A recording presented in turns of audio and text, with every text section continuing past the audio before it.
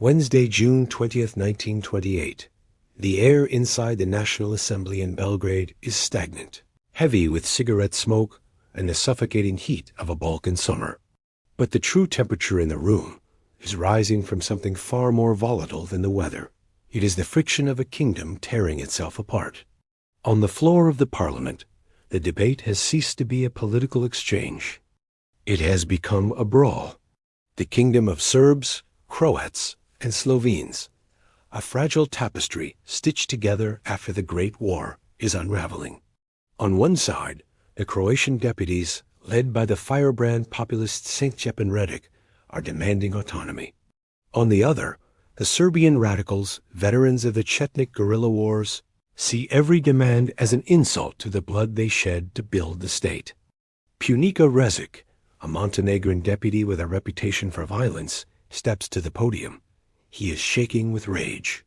He does not reach for a gavel or a microphone. He reaches into his pocket and draws a revolver. The sound that follows is not a gavel banging for order, but the crack of gunfire. Rezic fires into the opposition benches. He kills 2 deputies instantly. He turns the weapon on Stjepan Radic, the beloved leader of the Croatian Peasant Party, and shoots him in the stomach. As Radic slumps to the floor, the dream of a unified, democratic South Slavic state dies with him. The bullets fired that morning did not just kill men, they killed the political process. And in the vacuum left by the death of politics, the monsters began to gather. In this series, we are peeling back the layers of history to expose the raw nerve of the Balkan theater. We will descend into the madness of the independent state of Croatia, a regime that shocked even the Nazis with its primitive savagery. We will trace the rise of the Ustaše, the psychopathy of Ante Pavelić, and the blood-dimmed tide that drowned a nation. This is the story of how a European country became a slaughterhouse. To understand the inferno of the 1940s, we must look at the ashes of the 1930s. Following the shooting in Parliament, King Alexander I made a fateful decision. He declared that democracy had failed. On January 6, 1929, he abolished the Constitution, dissolved the Parliament, and established a royal dictatorship. He renamed the country Yugoslavia, trying to force a single identity onto a fractured people. He ruled with an iron fist, believing that force could weld the state together. But for a lawyer in Zagreb named Ante Pavelić, the king's dictatorship was a clarifying moment. Pavelić realized that the time for speeches was over. He packed his bags and fled into the night, crossing the border into exile. He drifted first to Vienna, and then to the embrace of fascist Italy. There, under the patronage of Benito Mussolini, Pavelić forged a weapon. He founded the Ustaše, the Croatian revolutionary organization. The name means insurgent, but this was no ordinary rebellion. It was a cult of death. In the secret training camps of Janka Pusta in Hungary and Borgotaro in Italy, Pavelić recruits swore an oath of loyalty over a table bearing a crucifix, a knife, and a pistol. They were indoctrinated in a toxic brew of religious fanaticism and racial hatred. They were taught that the Serb was not a neighbor, but a biological contaminant that had to be purged. Tuesday, October 9, 1934, Marseille, France. King Alexander I of Yugoslavia arrives for a state visit, hoping to strengthen his alliance against the rising tide of Nazism. He rides in an open-topped car, waving to the crowds. He is a man who believes he has stabilized his kingdom. He is wrong. From the crowd steps Vlado Chernozemski, a seasoned assassin on loan to the Ustaše from the Macedonian revolutionary movement. He leaps onto the running board of the king's car. He does not hesitate. He fires his Mauser pistol point-blank into the king's chest. The monarch slumps back, dead before the car even stops rolling. The scene is captured on newsreel cameras, the first political assassination ever filmed. The world watches in horror as the king dies, but they do not see the shadow stretching out from that car, a shadow that will soon engulf the Balkans in total war. For 7 years, the fuse burned slowly. Then, In April 1941, it reached the powder keg. Following a coup in Belgrade that defied Hitler, the German Führer ordered the destruction of Yugoslavia. On April 6th, the Luftwaffe launched Operation Punishment. Belgrade was flattened by dive bombers. The Royal Yugoslav Army, rotten with internal division, collapsed in days. On April 10, 1941, as German panzers rolled into the suburbs of Zagreb, the radio crackled to life. It was not a German voice, but a Croatian one. Slavko Kedenik, Pavelić's deputy, proclaimed the resurrection of the independent state of Croatia.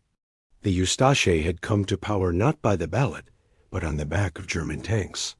5 days later, Ante Pavelić returned from exile. He arrived in the dead of night, escorted by Italian trucks, bringing with him 300 of his most fanatical followers. He took the title of Poglavnik the Leader. He did not promise peace. He did not promise prosperity. He promised purification. The Independent State of Croatia, or NDH, was a demographic anomaly. It claimed territory that included all of Bosnia and Herzegovina. Within its borders, barely half the population was Croat. Nearly 2 million were Orthodox Serbs. For the Ustaše ideologues, this was not a challenge. It was a target. As the summer of 1941 approached, the new Minister of Education, Maks Luburić, traveled the country to deliver the regime's mission statement. In a speech in the town of Gospić, he laid out the mathematical formula for genocide. There would be no euphemisms here. No talk of resettlement or special treatment. Luburić screamed the plan to the cheering crowds. We will kill 1/3 of the Serbs. We will expel 1/3. And the remaining third, we will force to convert to Catholicism. The blueprint was drawn. The laws were signed. The knives were sharpened. And the harvest of sorrow was about to begin. The machinery of the state was purged overnight. Serbs and Jews were fired from the civil service. The Cyrillic script was banned. Serbs were ordered to wear blue armbands. Jews, the yellow star. But legislation was merely the prologue. The Ustaše militia, a paramilitary force answering only to the Poglavnik, began to roam the countryside. Unlike the German SS, who operated with cold industrial detachment, the Ustaše were driven by a primal, localized fury. These were not faceless bureaucrats. They were neighbors armed with farm implements, sledgehammers, and knives. Nowhere was this intimate betrayal more horrifyingly realized than in the town of Glina. It is late July 1941. The Ustaše authorities issue a proclamation. All Serbs who convert to Roman Catholicism will be spared. It is a lifeline, a desperate chance for survival. Hundreds of Serb men from the surrounding villages gather at the Serbian Orthodox Church of the Holy Mother of God. They arrive in their Sunday best, clutching rosaries, prepared to renounce their faith to save their families. They file into the nave, the smell of incense heavy in the air. Then the heavy wooden doors are shut. The sound of the locking bar sliding into place echoes through the stone chamber. There is no priest waiting for them. Instead, a unit of Ustaše soldiers steps out from the sacristy.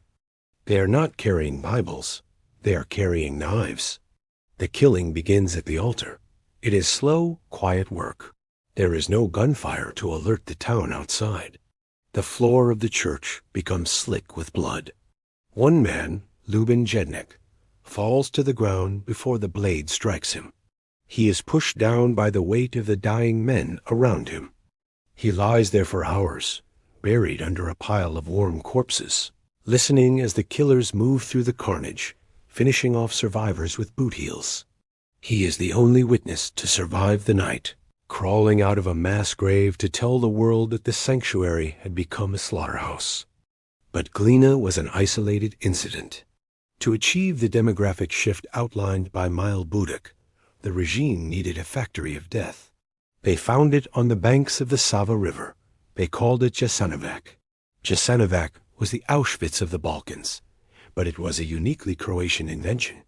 Commanded by Maks Luburić, a man whose sadism bordered on the pathological, the camp had no gas chambers. The slaughter here was entirely manual.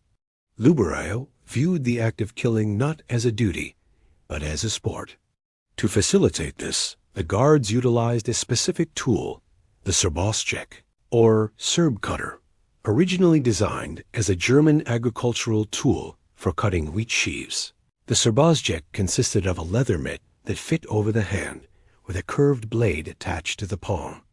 It allowed the user to cut throats for hours without hand fatigue. In the fields of Bavaria, it harvested grain. In the mud of Jasenovac, it harvested human lives. The culture of the knife bred a terrifying form of competition. On the night of August 29, 1942, at the Gradina execution site, a group of guards made a bet to see who could liquidate the most inmates in a single shift. Petar Bricka, a former law student and member of a Catholic youth organization, took the challenge. Armed with his savagery, Bricka moved through the lines of kneeling prisoners with a terrifying rhythm. By the time the sun rose over the misty riverbanks, Bricka had won the bet. He had personally slaughtered an estimated 1,360 people in one night. His prize was a gold watch, a bottle of wine, and a roasted suckling pig. This was the reality of the independent state of Croatia. It was a place where murder was gamified. And to ensure the message was received, the regime turned the rivers into messengers. The Sava River flows from Croatia down to Belgrade. In the summers of 1941 and 1942, residents of the Serbian capital would look down from the Kalemegdan fortress to see rafts of the dead drifting downstream, bodies lashed together, carved with messages. Meat for the markets of Belgrade. It was a psychological assault intended to paralyze the Serb population with fear. Instead, it was about to ignite a fire that would burn the Ustaše to the ground. The brutality of the Ustaše did not pacify the population. It radicalized it. In the mountains of Bosnia and the ravines of Montenegro, Serb peasants who had never held a gun fled into the forests. They were not looking for ideology. They were looking for survival. Waiting for them were two very different armies. The royalist Chetniks, bearded and traditional, seeking to protect Serb blood, and the communist partisans, led by the enigmatic Josip Broz Tito, who offered a slogan that seemed impossible in a slaughterhouse: brotherhood and unity. By late 1942, the independent state of Croatia was a map full of holes. Vast swaths of territory were no longer under Zagreb's control. And in the capital, the German military attaché, General Edmund Gleis von Horstenau, was watching the descent into madness with growing alarm. A Prussian officer of the old school, von Horstenau was no stranger to violence, but what he saw in Croatia turned his stomach. He sat at his desk in Zagreb, surrounded by cigar smoke and reports of atrocities that defied military logic, and drafted urgent cables to Berlin. He warned the Wehrmacht High Command that the Ustaše had gone raging mad. He argued that their uncontrolled sadism was not cleansing the region, but destroying it. For every Serb the Ustaše kill with a mallet, he wrote, 10 more run into the arms of the communists. The Nazis, the architects of the Holocaust, were terrified of their own creation. The revulsion was shared by the Italians. In the coastal zones occupied by Mussolini's forces, a bizarre dynamic emerged. Fascist Italian commanders, viewing the Ustaše as barbarians, began to refuse demands to hand over Jews and Serbs. General Mario Rota went so far as to order his troops to set up barricades and train machine guns on their own allies to protect civilians. It was a humiliation for Pavelić, proof that his state was rotting from the inside. But Hitler had no patience for humanitarianism. He demanded a final solution to the partisan problem. In the summer of 1942, the Axis launched a massive encirclement operation around Mount Kozara in northwestern Bosnia. The battle was ferocious, but the outcome was a harvest of sorrow. When the defense collapsed, tens of thousands of civilians, women, children, and the elderly were flushed out of the forests. The men were shot, the women were deported to Germany. But the children faced a fate unique in the history of the war. They were separated from their mothers. Scenes of biblical anguish echoed across the railheads, and sent to special children's camps in Sisak and Jasenovac. These were the only concentration camps in World War II established specifically for children. In Sisak, the conditions were nightmarish. Toddlers were housed in abandoned stables and glass factories, lying on bare floors covered in their own filth. There was no food, no medicine, and no mercy. Dysentery swept through the camp like a scythe. But amidst this darkness, a flicker of light appeared. Diana Budisavljević, an Austrian woman married to a Serb doctor, launched a desperate, heroic campaign. Wearing a Red Cross nurse's uniform, she bullied and bribed Ustaše officials to gain access to the camps. She walked into the rooms filled with dying children, rooms she described as terrifyingly quiet because the infants were too weak to cry, and began to smuggle them out. Through her action, she saved over 10,000 children from the jaws of the regime. But for thousands of the children of Kozara, help arrived too late. Their small bodies were buried in unmarked mass graves, the collateral damage of a state that saw even a baby as an enemy. As 1943 dawned, the tide of the war began to turn. The invincible armor of the Axis was cracking. In September, fascist Italy capitulated. For the Ustaše, this was a catastrophe disguised as a victory. While Pavelić triumphantly claimed the Dalmatian coast, the reality was that the Italian army had dissolved, leaving behind vast stockpiles of weaponry.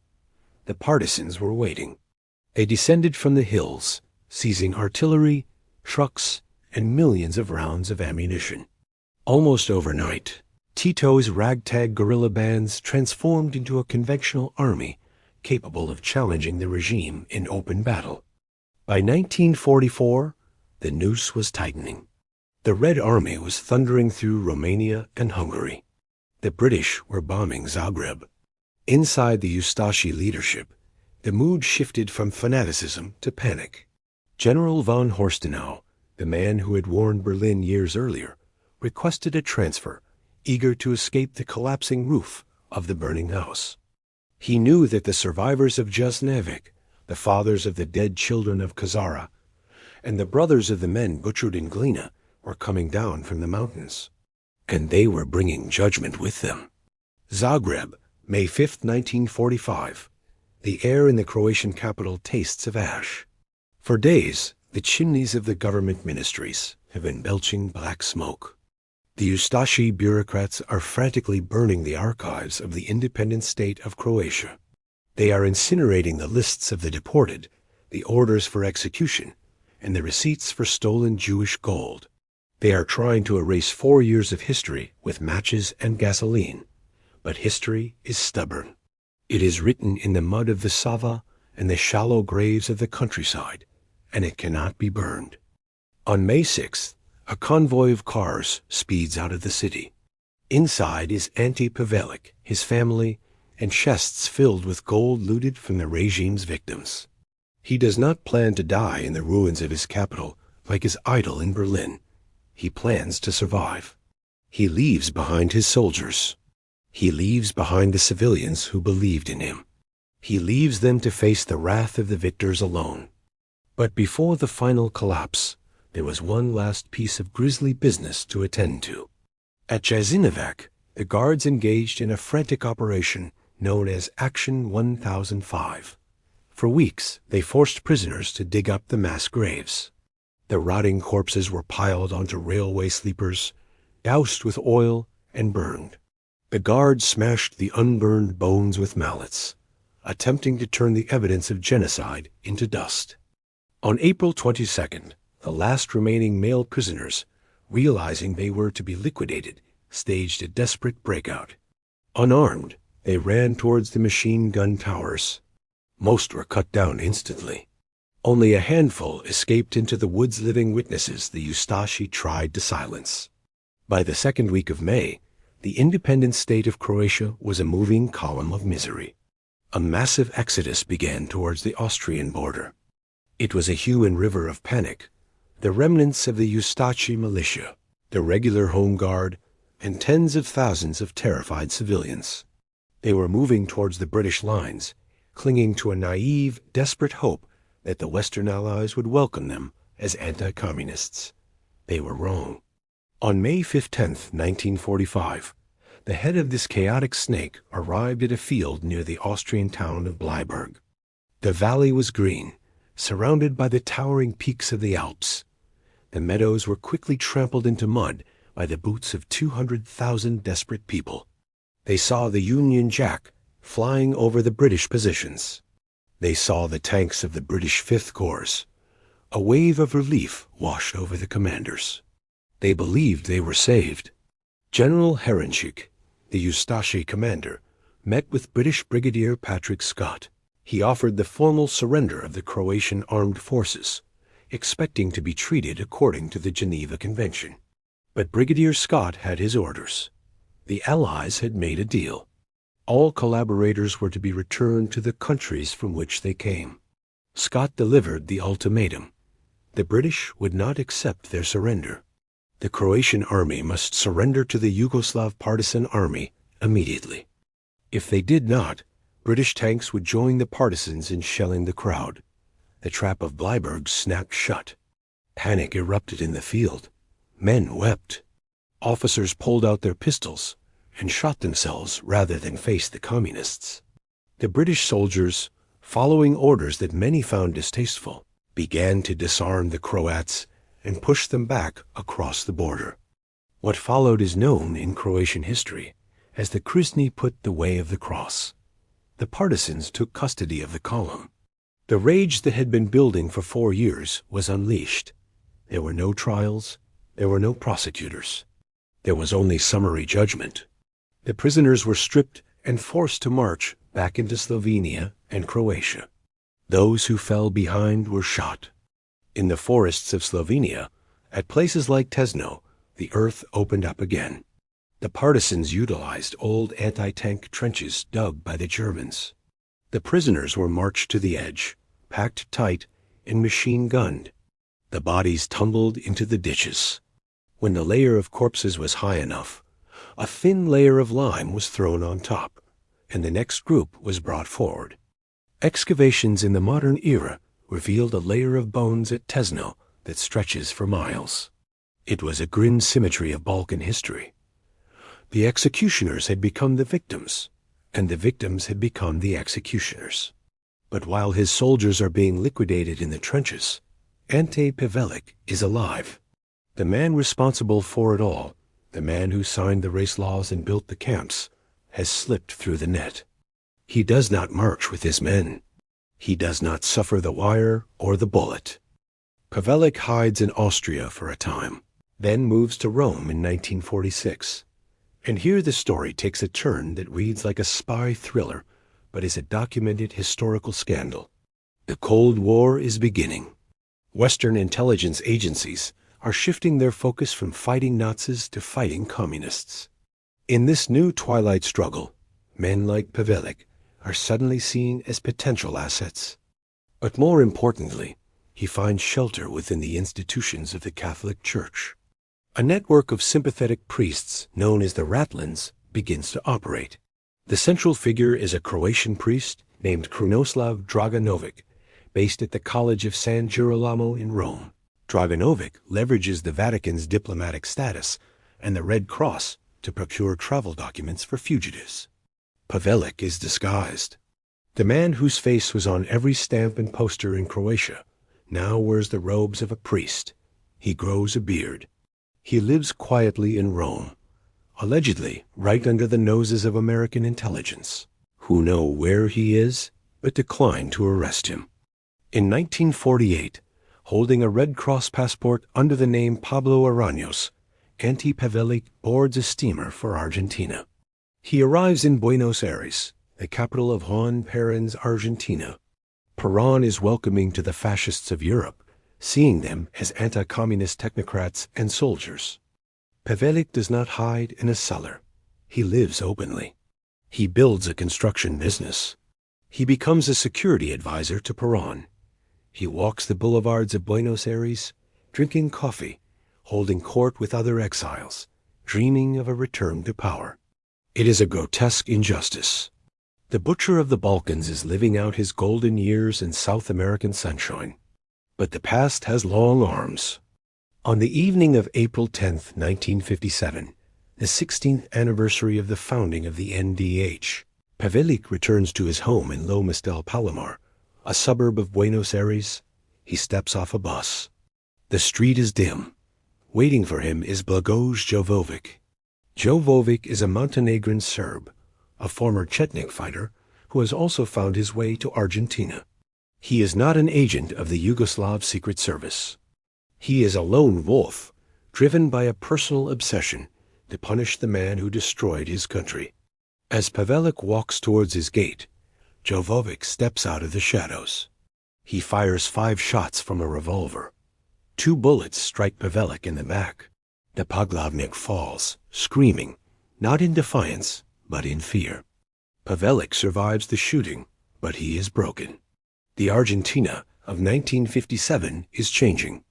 Perón has fallen. With his cover blown and his health failing, Pavelić flees again, this time to Franco's Spain, the last bastion of fascism in Europe. He settles in Madrid, but the bullets of Jovovic have done their work. The wounds never fully heal. On December 28, 1959, in a German hospital in Madrid, Ante Pavelić dies. He dies in a bed, holding a rosary given to him by the Pope. He is never put on trial. He never answers for Jasenovac. He never looks into the eyes of a mother from Kazara. But while the man dies, the poison remains. The legacy of the Ustaše and the chaotic bloodshed of the 1940s does not end in 1945 or 1959. It is frozen in the permafrost of Tito as Yugoslavia. Under Tito, the official history suppresses the ethnic nature of the crimes. The victims are labeled victims of fascism, their identities blurred to preserve the slogan of brotherhood and unity. The pits at Tesno are paved over. The crypts at Jasenovac are neglected. But suppressed memory does not vanish. It festers. In the villages of Croatia and the mountains of Bosnia, the stories are whispered from father to son, from grandmother to granddaughter. The Serbs remember the Srbosчik and the floating bodies on the Sava. The Croats remember the betrayal at Bleiburg and the massacres of the partisans. They nurture these traumas in the dark, feeding them with silence and resentment. 50 years later, in 1991, the refrigerator of the Cold War is unplugged. The ice melts, and the monsters of 1941 thaw out, alive and hungry. When the Yugoslav wars erupt in the 1990s, the symbols return. Paramilitaries in Croatia don the black uniforms of the Ustaše. Serb militias dig up the bones of 1941 to justify the shelling of 1992. The word Ustara becomes a slur, a battle cry, and a death sentence once again. The cycle of slaughter restarts, fueled by the unresolved ghosts of the past. This is the true horror of the independent state of Croatia. It was not just a regime that killed hundreds of thousands of people in 4 years. It was a regime that planted a seed of hatred so deep, so resilient, that it would bloom in blood half a century later. As we look back at the dark, rusted knife of the Balkans, we are reminded of a chilling truth. History does not repeat itself, but it rhymes. And in the Balkans, the rhyme is always a dirge. This has been World War Stories. If you want to support the channel and see more documentaries on the darkest corners of history, make sure to like and subscribe. Until next time.